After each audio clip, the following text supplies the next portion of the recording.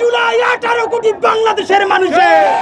ইনকিলাব মঞ্চের আহ্বায়ক শরীফ ওসমান বিন হাদি হত্যাকাণ্ডের প্রধান সন্দেহভাজন ফয়সাল করিম মাসুদ ও তার স্বার্থ সংশ্লিষ্টদের ব্যাংক হিসাবে ১২৭ কোটি টাকার অস্বাভাবিক লেনদেনের তথ্য পাওয়া গেছে বলে জানিয়েছে সিআইডি।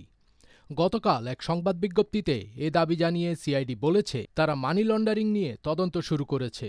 তদন্ত সংশ্লিষ্ট সূত্রে জানা গেছে, গত ১২ ডিসেম্বর দুপুরে রাজধানীর পুরানা পল্টনের বক্স কালভার্ট রোডে গুলিবিদ্ধ হন ওসমান হাদি।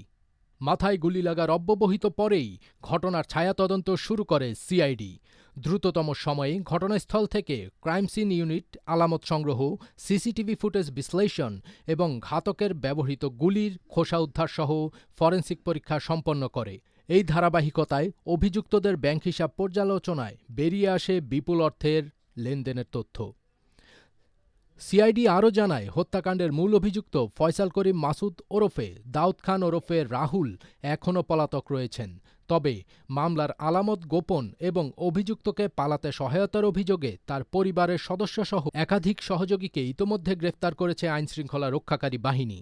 গ্রেপ্তার অভিযানের সময় বিভিন্ন ব্যাংকের বেশ কিছু চেকবই উদ্ধার করা হয়। সিআইডির বিশ্লেষণে দেখা গেছে, অভিযুক্ত ও তার সংশ্লিষ্ট ব্যক্তি ও প্রতিষ্ঠানের চেকবইগুলোতে বিভিন্ন অঙ্কের অর্থের উল্লেখ রয়েছে। চূড়ান্ত লেনদেন সম্পন্ন না হওয়া এই রেকর্ডগুলো সমষ্টিগত মূল্য প্রায় ২২৮ কোটি টাকা।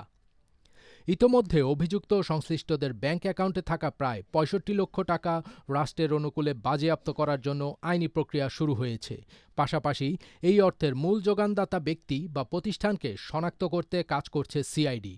হত্যাকাণ্ডের পেছনে কোনো শক্তিশালী নেটওয়ার্কের পরিকল্পনা, অর্থায়ন বা অস্ত্র সরবরাহ ছিল কিনা তা খতিয়ে দেখতে সিআইডির একাধিক টিম মাঠে কাজ করছে। ফাজবির তাজ, এটিএন বাংলা।